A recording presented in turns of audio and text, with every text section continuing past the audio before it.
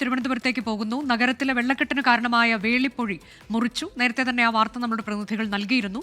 കനത്ത മഴയുടെ പശ്ചാത്തലത്തിൽ ഇന്നലെ തന്നെ വേളിപ്പൊഴി മുറിക്കണമെന്ന് ജില്ലാ ഭരണകൂടത്തോട് ജനപ്രതിനിധികൾ അഭ്യർത്ഥിച്ചിരുന്നതാണ്. ദൃശ്യങ്ങളാണ് പ്രേക്ഷകർ കാണുന്നത്. ഈ പൊഴി മുറിക്കാത്തതാണ് നഗരത്തിൽ വലിയ വെള്ളക്കെട്ടിന് കാരണമായത് എന്ന ആരോപണം ജലസേചന വകുപ്പിനെതിരെ ജനപ്രതിനിധികൾ ഉൾപ്പെടെ ഉന്നയിച്ചിരുന്നു.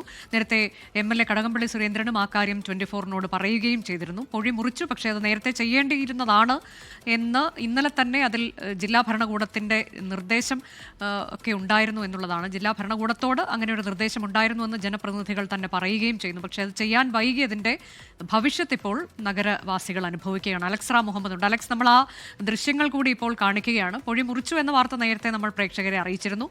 ഇതിപ്പോൾ ഏത് തരത്തിലേക്ക് ഇനിയിപ്പോൾ ഒരല്പം ആശ്വാസമാകുമെന്ന് കരുതാമോ? കരിക്കകം ഉൾപ്പെടെയുള്ള താഴ്ന്ന പ്രദേശങ്ങളിൽ വെള്ളക്കെട്ട് രൂക്ഷമായി തുടരുന്നതിന്റെ പ്രധാനപ്പെട്ട കാരണം വേളിപ്പൊഴി മുറിക്കാത്തതാണെന്നാണ് ജനപ്രതിനിധികളും നാട്ടുകാരും ആരോപിക്കുന്നത്. ഇന്നലെ തന്നെ ഈ കനത്ത മഴ തിരുവനന്തപുരം ജില്ലയിൽ ഉണ്ടായിരുന്നു. ഇന്നലെ തന്നെ ജനപ്രതിനിധികൾ വേളിപ്പൊഴി മുറിക്കണമെന്ന്, സമയബന്ധിതമായി പൊഴി മുറിക്കണമെന്ന് ജില്ലാ ഭരണകൂടത്തോട് അഭ്യർത്ഥിക്കുകയും ആവശ്യപ്പെടുകയും ചെയ്തിരുന്നു. ജില്ലാ കളക്ടർ, അതായത് മന്ത്രി കടകംപള്ളി സുരേന്ദ്രൻ, MLA കടകംപള്ളി സുരേന്ദ്രൻ പറയുന്നതനുസരിച്ചാണെങ്കിൽ ജില്ലാ കളക്ടർക്ക് ഇതുമായി ബന്ധപ്പെട്ട അറിയിപ്പ് കൊടുത്തിരുന്നു. ജില്ലാ കളക്ടർ തഹസിൽദാർക്ക് നിർദ്ദേശം നൽകിയിരുന്നു. തഹസിൽദാർ ജലസേചന വകുപ്പിനെ അറിയിച്ചിരുന്നു. പക്ഷേ ജലസേചന വകുപ്പ് ഇന്നലെ പൊഴി മുറിച്ചില്ല എന്നാണ് അവർ പറയുന്നത്. ഇന്ന് രാവിലെയാണ് പൊഴി മുറിക്കാൻ ആരംഭിച്ചത്. ആ പൊഴി മുറിക്കൽ പൂർത്തിയായിട്ടുണ്ട്. ഇപ്പോൾ പൊഴി പൂർണ്ണമായും മുറിച്ചിട്ടുണ്ട്. വെള്ളം ഇറങ്ങി തുടങ്ങിയിട്ടുണ്ട്. അതായത് ഒരു ആശ്വാസകരമായ കാര്യമാണത്. അങ്ങനെയെങ്കിൽ വലിയ രീതിയിൽ വേലിയേറ്റം ഉണ്ടാകാതിരുന്നാൽ ജലം ഇറങ്ങിപ്പോകും. അടുത്ത മണിക്കൂറുകൾ കൊണ്ട് ജലം ഇറങ്ങിപ്പോകാനുള്ള സാഹചര്യമുണ്ട്.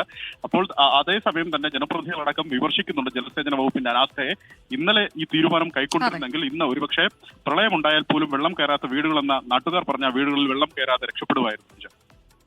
അതാണ് തിരുവനന്തപുരം നഗരത്തിലെ വെള്ളക്കെട്ടിന് കാരണമായ വേളിപ്പൊഴി. അത് മുറിച്ചിട്ടുണ്ട്. കനത്ത മഴയുടെ പശ്ചാത്തലത്തിൽ ഇന്നലെ തന്നെ അത് ചെയ്യണമെന്ന ആവശ്യമുണ്ടായിരുന്നു. പക്ഷേ അത് ചെയ്തില്ല.